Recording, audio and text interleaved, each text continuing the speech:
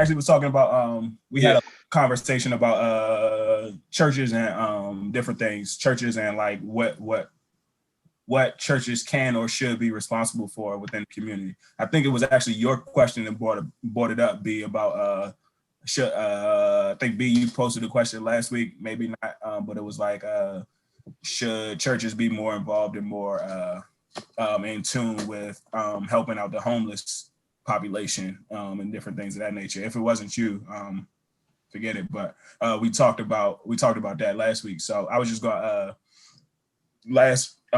I guess the question this week is what y'all think about pastors getting paid? And some of these pastors are getting paid, and some of these pastors are getting paid for their services. What are y'all thoughts about like the different aspects of pastors getting paid? And before just not necessarily just getting paid, the amount in which some pastors are getting paid, if that makes sense. Well, before we even start, just even like how do they get paid in general? Even like the lowest, the ones who make the least amount of money, like how do pastors get paid in general? Like how do they make their money? Is it strictly off offerings? I feel like isn't most of it off those donations? Thousand offerings. Is that what is all off the offerings and tithes? That's literally how they get their money.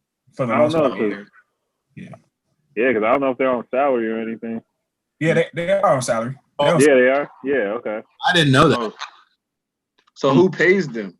From whom? The church. The church pays them. But like, all right. So, so how does the church get that? All right. So I got a little bit of knowledge about this. So I'll break down what I know from my experience. So basically the same way like with jobs and everything, how like they plan in the year in advance for everybody's salary within like the company or what have you.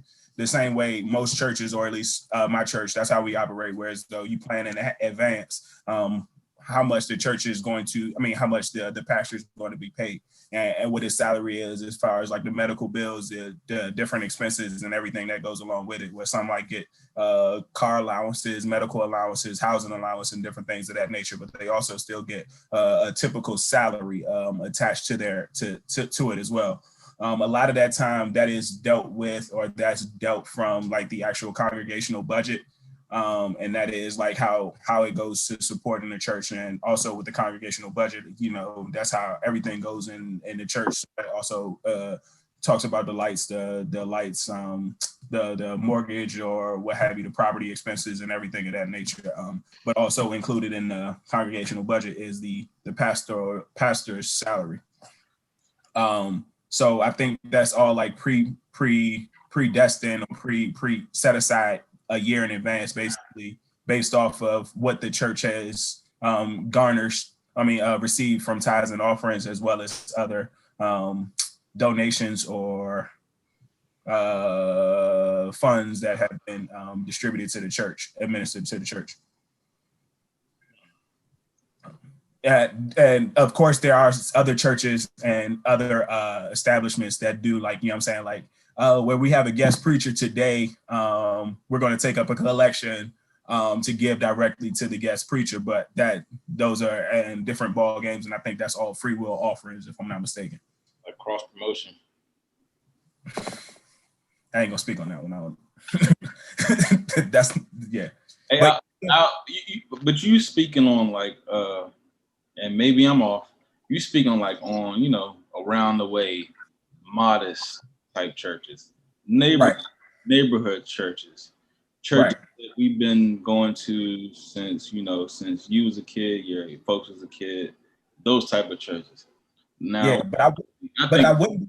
But hold on. But when this question was presented, I think we are talking about, and just like what we was talking about last week, I think we want to know about these mega churches. These mega churches, when these people are riding around, Bentleys and helicopters, private planes, and they on TV, they got advertisement, they got more than advertising, they got whole channels. So you get streaming networks. Yeah, you're getting the whole advertisement yourself. Like you're not on, a big network. You are the network. So yeah, that situation, are they getting paid? Like the the disparity between, you know, the top to bottom, is that like too much? I honestly don't think so. And I don't necessarily know. I mean, I think it's always limits to it. So I don't know why some churches or why people. I mean, but at the same time, I don't know everything that pastors. I mean, all pastors, especially at those mega churches. I'll just speak about the mega churches. I don't know what they all entail, but I do know that they want access to be able to like go out and support and be able to do different things at their own leisure. So, you know what I'm saying? Like maybe we're talking about, I'm not gonna put any names out there, but maybe we talk about like a big pastor in Texas, you know what I'm saying, where he wants access to be able to go to different conferences and Cali and Vegas and different things of that nature, where he needs access to be able to do that. And so he has maybe a private jet or access to a jet or what have you. So I could see it, and especially Joe Austin. Yeah. Oh yeah. I'm not even, well, so to be real, I was more so thinking TD. I was thinking more so TD Jakes, but you know what I'm saying? Like if you think about it, like he also is like very, you know what I'm saying, foundational in a lot of different things with multiple churches and different conferences in Florida, DC, every place. So he's very connected. But as far as like, but the thing about it is, all right. So, and I'll go back a little bit. I think they do deserve it, because like even with a lot of the times, even at those mega churches, a lot of their some of their congregations, if you think about the amount of people that come into their congregation, as long as they're doing right by the money, and who's to say they are or not, but as long as they're doing right by the money, I think they deserve it. So like with a lot of those mega churches, like at the same time as those mega churches, they also have like mega superstars that come to those churches. So hypothetically speaking, if we're talking about TD Jakes, you know what I'm saying, he could be in Houston, so he could have James Harden, he can have like the likes of Russell Westbrook, the likes of all JJ Watt, you know what I'm saying? And I'm just gonna name people that play in Houston at the time to be members of the church. And so if I'm a member of the church and I'm JJ Watt and I get $100 million and I'm supposed to give 10% of my earnings to the church, you know what I'm saying? That 10 million is supposed to go into the church. And so now with that 10 million, that's one person. And then you still got James Harden, you got all these other multiple superstars that are within that church. And those are just the entertainment superstars. Those aren't even just like the actual successful professionals and way different endeavors as far as like entrepreneurship and different things. And one of the things is in the Bible, you know what I'm saying, like they always preach or it's taught prosperity, and it's also taught like wealth and different things. So as a pastor, yes, you're teaching. One of the things you're teaching is teaching wealth. So why not be able to accumulate wealth on your own end? And once again, I'm always saying with limits. I'm saying with limits. So why not be able to be a beneficiary of the actual benefits that you're giving out? And a lot of the times with pastors, sometimes we don't think about everything that goes into what they do. So sometimes we just look at like them just being them just being service on Sundays, but they're service like 7 days a week for real. So when there's a death in the congregation, they're one of the first people at the hospital. And so you need access to be able to go to the hospital. For mega churches?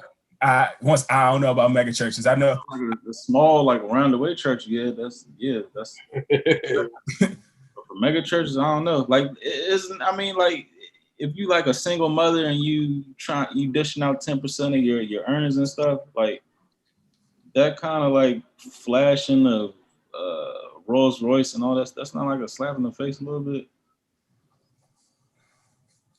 Let me ask you this, Al. No matter of who's donating, like, you know what I mean?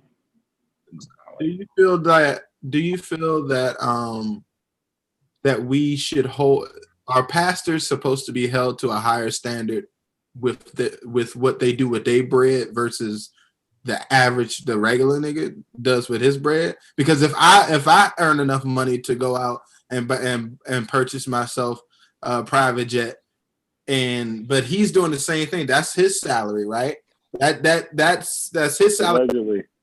Off of the church. Like, do we hold pastors to a higher standard, whereas in he can't do certain things with his bread versus me, I can do whatever I want with my bread? No, that's what I'm saying. I think it's, and that's why I say I think it's limitations, but I think it's, I mean, with everything's within reason. That's why I said as long as they're doing right by the church and they're doing right by the community, you know what I'm saying? Like I can't say, I can't fault anybody for. So you said community, Joel Osteen, right? Like when I think it was Hurricane Harvey, Yeah, right? yeah. That's devastated the community, and he's like, I'm shutting down the church doors. Like the community can't come in here for refuge. Yeah. Was he doing right by the community? And he has the resources. Fuck no. Oh my gosh. But then he was gonna say he was protecting like his investment for real. But your investment is the people. I know. Yeah, I mean his immediate. Yeah, I think without knowing too much into that, I think I think I think he could have done something better, but at the same time, I think a lot of that was like, you know what I'm saying? I don't want people like trying to be, because at the same time, even though I think his building or that building and that property was safe haven, or it was a safe haven, I don't think it was easily accessible because, you know what I'm saying, you still are trekking through the Houston streets and you're actually trying to seek refuge at like an actual place. But I once again, I don't know. You know what I mean? Like, because if I have to put other people, if we are putting other people in danger, if we're putting people in danger to get them to our property, then that might have been his logic. But once again, I don't know, because and again, like you shouldn't say like, you know, a definitive no. You know what I mean? It shouldn't be never a definitive no. It should be like, you know what I mean? We're going to use every resource to make sure my people, you know what I mean? If they're your people, yeah. Good. Yeah, I know what you're talking about too. I just don't know. I remember a lot about that situation. I just don't remember exactly like why. Yeah, I'm just using him as a yeah. I mean, that's the biggest one for real. So yeah, no, that's a good one though. I mean, like especially like when you even as you think about the Bible, like, you know what I'm saying, like the churches were a safe haven for a lot of the prostitutes, and even still, like right now, like a lot of the times, like, or not a lot of times, some of the times, like pastors and people shun prostitutes and shun people away just because of like they're not up to quote unquote standard, up to code. But as opposed to like the Bible's teachings is like everybody is welcome in our house, like regardless of what have you. So that's These pastors be having some badass chicks too. Oh gosh. Damn. Ooh. Nah, probably. You can't be in a PT and got a 5. You can't put a 5 in a PT. They're not thinking about that, or are they? You can't be in a PJ with a 5. You gotta be in a 9. No, I'm dead serious. Yo. This should be crazy. I mean, as far as pastors getting paid, like, you know, especially like the mega churches, I mean, I guess it makes sense they're gonna get a lot of money because, you know, even just the budget of maintaining a mega church itself, you know what I'm saying, it costs a lot. And then you need somebody to pretty much run the show. You need somebody to, you know, be the cash cow for that church to keep it up, you know what I'm saying, to keep the maintenance of it up. So of course you're gonna hire somebody that can do something that a lot of people can't do. You know what I'm saying? Which means that they're going to be compensated in a way that most people don't get compensated. You know, so that's kind of how I look at it. Like, you know, it is what it is. You know, it's like the size of the church and the size of the congregation, I guess means more money for whoever the pastor, who's running that congregation is. I feel like that's just a natural, you know, process. You know, so okay, yeah. But like the wealth of it is like one thing, but like I feel like when they attain that wealth, they indulge in materialistic type shit. Like they indulge with like the most exotic of cars. Like you can be cool with, you know, a little S class, you know what I'm saying? Little S class, little 745 or some shit like that. You're saying basically like how you gonna be basically saying being flashy and being a pastor at the same time don't go hand in hand. That's basically what you're saying. One of 10 in the country, you know what I'm saying? SLR and shit like that. Like you don't need that much. If trying to be, you know, a man of God and trying to be like, if anything, that's like saying, ooh, like I'm teaching my congregation, like you should want these things that I have, like this type of, you know, ticket price on this car, you know, this type of level or something. You know what I'm saying? Like be mindful. Because it gets to the point where it's like you teeter that line where it's like religion and business. Right. You know what I'm saying? You It's teeter. even more than business. That's damn near a lust of having something like that exclusive. Yeah. As far as like cars and stuff like that. But they're human just like everybody else. Like they're all susceptible to lusting things like everybody else. Like even that same pastor, he might learn the word of God and might have that, you know, in his heart. But that nigga love a badass fucking sports car. You know what I'm saying? Like he always wanted to have a luxury fucking vehicle. You know what I'm saying? Like you can't take that away. They still people. Before he was a pastor, that nigga probably loved sports cars. You know what I'm saying? Like, you know, so you can't take that away from him. You know what I'm saying? Like, I mean, I don't know. I'm just trying to be fair on it, but yeah, and then even going back to Marcus' point, back just a couple seconds ago, like a lot of the pastors, not a lot, a couple of these pastors that have built these mega churches, they built their jumps from like the ground up, and even before it was like a mega church. So like like with First Baptist of Glenarden, like before. I don't know if that's considered one of the mega churches, but that's a mega church. Yeah, but First Baptist of Glenarden, before that joint was First Baptist of Glenarden, when that joint was in actual Glenarden and not in Kettering, Largo, Mitchellville, where it is now, that joint was like a little church. I mean, well, not really a little church. It was a neighborhood. I mean, a real regular neighborhood church that everybody went to. But at the same time, now that joint is actually a mega church. And then, of course, like TD Jakes said, he had to build that church in Houston. So a lot of the times, like they build their churches, and then that's when the population come based off of, I guess, their teachings. Hey, some barbershop talk. I heard churches like that, or either that church or churches like that, they be like checking people's income to make sure you donating as much as you should be donating. I heard that same. I wouldn't be surprised though. Like nigga, your credit score dropped to 620. Not credit score, just like your income. You should be donating this amount.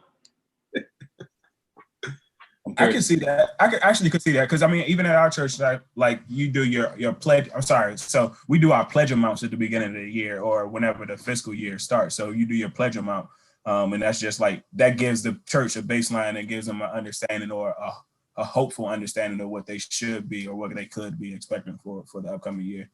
But yeah, I could definitely see that at one of those big churches because they are some of those mega churches are definitely above stature. Like it don't even seem like me myself personally, I don't even like the actual like the robotic nature of some of the churches, whereas though like it's 8 o'clock, 10 o'clock, and then 12 o'clock, because like and this just me, my perspective. So if I'm in the word, if I'm preaching, like I don't necessarily know how I could be like looking at the time and then be like, oh, it's 9:55, I have to end because I have another service in 5 minutes. You know what I mean? And like do that back to back to back. And like that's I understand that you have to get everybody in and out, but it's just like that John always seemed like a little bit off to me because like literally there's a clock above like the exit doors, whereas though they look and they be like, oh yeah, well I only got like 3 minutes left and then I gotta go to the next. Yeah, I know what you're saying. That's a tough issue. I don't know if any of y'all seen Dr. Umar on the new canon. He talked a little bit about, you know, leaders of churches, like kind of like preying on, you know, the community. Touched on it. If y'all haven't seen that, y'all gotta watch that drum. I mean, it was a recent one. He said in every other interview, but it was just, you know, a shorter, concise version. Dr. Umar, crazy. Okay.